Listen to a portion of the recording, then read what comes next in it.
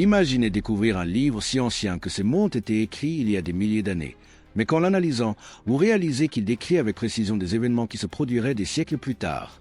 Imaginez un texte prophétique qui ne se contente pas de raconter des événements futurs, mais qui révèle l'ascension et la chute d'empires entiers avec des détails impressionnants. Maintenant, réfléchissez, si l'un des plus grands génies de l'humanité, Isaac Newton, a été tellement impressionné par ces prophéties qu'il a décidé de les étudier pendant des décennies, que cela signifie-t-il pour nous? Bienvenue sur la chaîne Réflexion spirituelle TV, où nous explorons les plus grands mystères de l'histoire, de la science et de la foi. Dans l'épisode d'aujourd'hui, nous plongeons dans l'un des sujets les plus énigmatiques de la Bible, les prophéties de Daniel et leur lien avec l'histoire de l'humanité. Que révèlent ces textes? Vivons-nous la dernière phase de cette prophétie? Isaac Newton, l'un des plus grands scientifiques de tous les temps, a écrit plus sur la Bible que sur la science. Parmi ses recherches, il a consacré une attention particulière au livre de Daniel et à l'Apocalypse, tentant de décrypter les codes cachés de ces prophéties. Il a compris quelque chose d'extraordinaire. Si les prophéties de Daniel se sont accomplies avec précision au fil de l'histoire, que nous disent-elles sur le présent?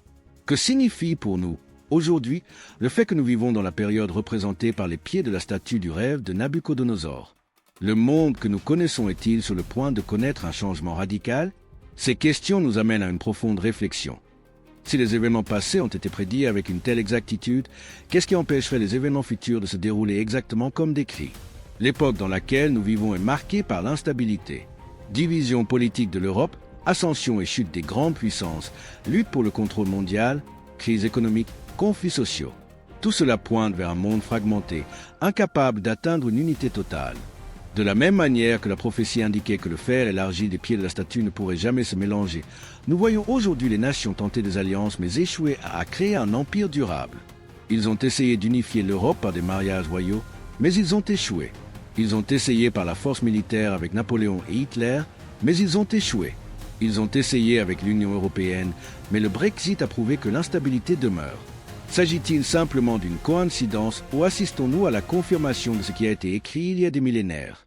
La question est la suivante. Si la prophétie a été exacte jusqu'ici, qu'est-ce qui nous empêche de croire que sa dernière partie se réalisera également? La Bible affirme qu'une pierre non taillée par des mains humaines viendra détruire tout le royaume de la terre et établir un royaume éternel. Que représente cette pierre? Aurait-elle un lien avec le retour du Christ et l'établissement du royaume de Dieu? La prophétie de Daniel ne parle pas seulement du passé et du présent, mais elle pointe vers un événement futur grandiose, un tournant dans l'histoire de l'humanité qui changera tout ce que nous connaissons. Et vous, sommes-nous en train de vivre l'aube de cet événement majeur? Sommes-nous sur le point d'assister au dénouement de la prophétie la plus précise de l'histoire? Si tout ce qui a été prédit s'est réalisé avec précision, êtes-vous prêts pour ce qui est encore à venir? La dernière partie de la prophétie de Daniel décrit un événement extraordinaire. Une pierre se détache sans l'action de mains humaines, frappe les pieds de la statue et détruit complètement la structure, se transformant en un grand royaume qui ne sera jamais détruit. Que signifie cette vision? Cette pierre ne représente aucun empire humain, car tout le royaume de la statue ont été fondés par des souverains terrestres. Cette pierre représente quelque chose de divin, quelque chose qui ne dépend pas des actions humaines. Les étudiants de la Bible interprètent cette pierre comme étant le royaume de Dieu, qui sera établi lors du retour de Christ. Tout comme les empires du passé ont été prévus et sont apparus au moment précis, cette prophétie aussi s'accomplira. L'idée d'un royaume éternel remplaçant tous les gouvernements humains peut sembler lointaine pour certains.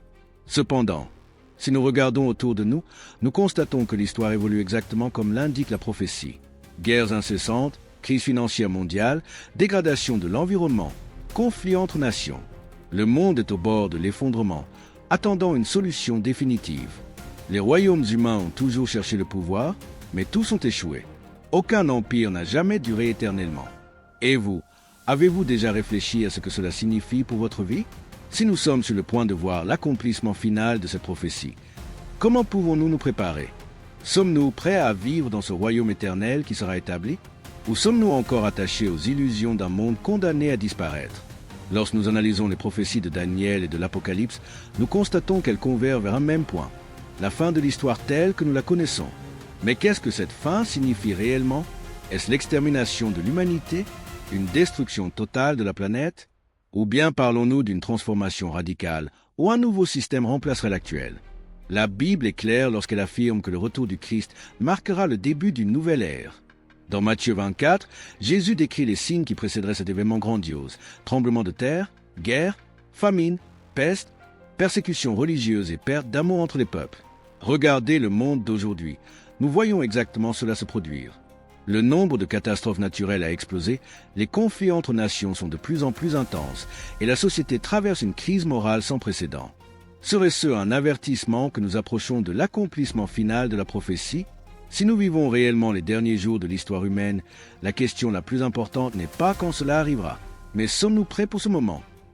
La prophétie de Daniel n'a pas été écrite pour faire peur, mais pour alerter. Dieu nous a révélé ces événements pour que nous en soyons conscients et que nous nous préparions spirituellement. Et vous, avez-vous déjà réfléchi à l'impact que cela pourrait avoir sur votre vie? Croyez-vous que nous vivons réellement la fin des temps? Ou pensez-vous que tout cela n'est qu'une coïncidence? Laissez votre commentaire et partagez votre opinion.